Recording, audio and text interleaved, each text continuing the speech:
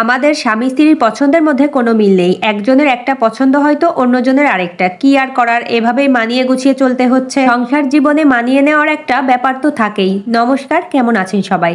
অনেকটা সকালে রান্না বান্না শুরু করে দিলাম। গতকালকের মতো আজকেও সকালেই 2 বেলার রান্না সেরে নেব, কারণ হাজবেন্ড দুপুরের খাবারটা নিয়ে যাবে। আজকে রান্না করছি সরপুঁটি মাছ আর পালং শাক।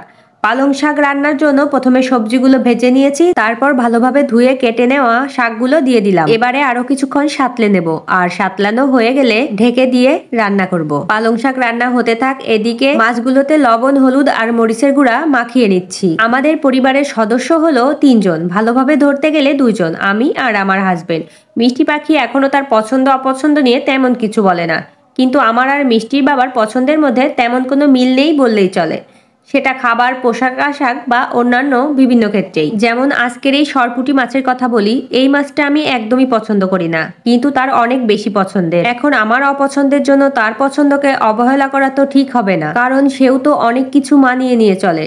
আসলে দুইটা মানুষের রুচি পছন্দ তো পুরোপুরি কখনোই এক হবে না, তার মধ্যে হয়তো কম বেশি হতে পারে। সংসার জীবনে যদি 2 জন মিলে কিছুটা স্যাক্রিফাইস করে আর মানিয়ে নিয়ে চলা যায়, তাহলেই কিন্তু সংসার জীবনটা সুন্দর। কথা বলতে বলতে কিন্তু পালং শাক রান্না হয়ে গিয়েছে। পাশের চুলায় মেয়ের জন্য ডিম সিদ্ধ বসিয়ে দিয়ে এদিকে মাছ রান্না করে নিচ্ছি। মাছের ঝোলে দেওয়ার জন্য প্রথমে আলুগুলো ভেজে নিলাম। আজকে শুধু আলু দিয়েই মাছের ঝোলটা রান্না করব। আলু ভাজা হয়ে গেলে তুলে রেখে এখন মশলা কষিয়ে নেব। মশলা হিসাবে এখানে দিয়েছি আদা, জিরা আর মরিচ বাটা, সঙ্গে হলুদ লবণ মিশিয়ে রেখেছিলাম। এইভাবে হলুদ সহ মশলা তেলের ওপর দিলে তরকারির কালারটা খুব সুন্দর আসে। মশলা কষানো হয়ে গেলে আলুগুলো দিয়ে মশলার সঙ্গে মিশিয়ে নিয়ে গরম জল দিলাম। ঝোল ফুটে উঠলে দিয়ে দিচ্ছি ভেজে রাখা মাছগুলো। এবারে কিছুক্ষণ রান্না করব। আসলে যে কোনো তরকারি পর্যাপ্ত পরিমাণ জ্বালানো না হলে আসল টেস্টটা আসে না। মাছের ঝোল রান্নাটা প্রায় হয়ে গিয়েছে, এখন শুধু লবণটা চেক করে নামিয়ে নিচ্ছি। মাছগুলো আলাদা প্লেটে তুলে রাখছি আর ঝোল অন্য বাটিতে রাখবো, না হলে দেখা যায় একটা মাছ নিতে গিয়ে আর একটা ভেঙে যাবে। আবার এইভাবে রাখলে পরিবেশন করার সময়ও অনেকটা সুবিধা হয়। এদিকে আবার রান্না শেষ করেই মিষ্টির বাবার জন্য দুপুরের খাবারটা রেডি করে দিলাম। দেখলাম যে সেও প্রায় রেডি হয়ে গিয়েছে। আর শীতকালে একটা সুবিধা, খাবার জোড়ানোর কোনো ঝামেলা থাকে না।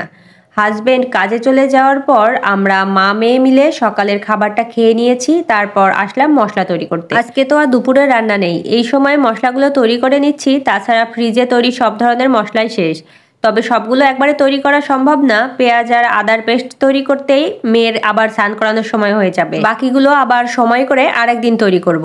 এইভাবে পেস্ট করে ফ্রিজে রেখে দেব। বরফ হলে ছোট টুকরো করে কেটে রাখলে রান্নার সময় নিতে আবার সুবিধা হবে। আর মশলাগুলো যদি তৈরি করা থাকে তাহলে রান্না করতে কিন্তু খুব বেশি একটা সময় লাগে না। এই তো ছিল আমার আজকে সারাদিনের কাজকর্ম।